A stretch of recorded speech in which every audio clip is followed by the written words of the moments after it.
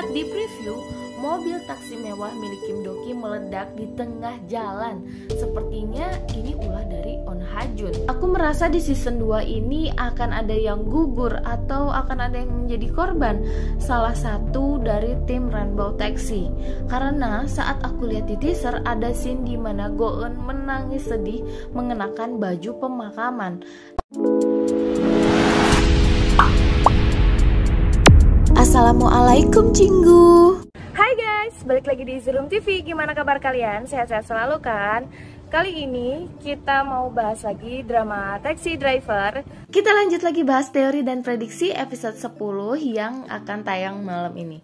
Seperti yang kita tahu, ternyata kasus rumit yang sedang dikerjakan oleh tim Rainbow Taxi saat ini ternyata memanglah malpraktek medis.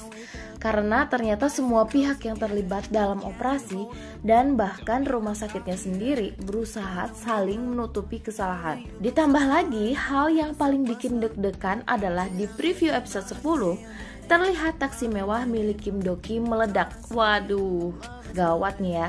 Penasaran? Kita langsung aja yuk ke pembahasannya. Jangan lupa subscribe, check it out. Terakhir, di episode 9, Kim Do-ki dan tim Rainbow Taxi akhirnya memutuskan untuk menerima kasus malpraktik medis ini. Namun, karena kesulitan mencari bukti dan petunjuk, mau tidak mau Kim Do-ki harus menggunakan cara reka adegan dari kasus Han Suryeon. Jadi, Kim Do-ki memposisikan diri menjadi Han Suryeon dengan penyakit dan penanganan yang sama. Dan ternyata mulailah terbongkar nih semua bahwa sebenarnya yang selama ini mengoperasi bukanlah Dr. An, melainkan asistennya yaitu Dr. Kong. Kesimpulannya, selama ini Dr. An secara diam-diam selalu menggunakan dokter bayangan untuk mengoperasi. Sebelumnya, Kim Do-ki pasti sudah mencurigai hal ini karena dia menyaksikan tangan Dr. An bergetar alias tremor saat membayar taksi. Sedangkan untuk seorang dokter bedah saraf, hal itu jelas akan menghentikan karirnya. Mungkin dari sinilah awal mula Dr. An memutuskan untuk menggunakan Dr. Kong sebagai dokter bayangan untuk menggantikannya melakukan operasi selama ini. Nah, inilah mengapa Dr. Kong bisa membeli mobil baru lagi. Mungkin ini didapat dari bayaran Dr. Kong sebagai dokter bayangan Direktur An. Selama operasi, Dr. An punya ruang tersembunyi yang terhubung ke ruang operasi untuk beristirahat dan minum-minum. Hal ini jugalah yang membuat pihak rumah sakit sangat memperketat keamanannya, terutama di ruang operasi. Dari semua bukti yang sudah ditemukan, berarti bisa disimpulkan kasus ini murni malpraktek medis yang dilakukan Direktur An. Dalam kasus Han Suryeon, sepertinya terjadi kesalahan fatal pada saat operasi. Kemungkinan besar karena kurang berpengalamannya Dr. Kong. Ada kemungkinan Dr. Kong sebenarnya bukanlah dokter bedah saraf. Namun karena permintaan Direktur An, Dr. Kong diminta untuk mempelajari sendiri teknik bedah saraf melalui YouTube. Wah, emang parah sih orang ini ya.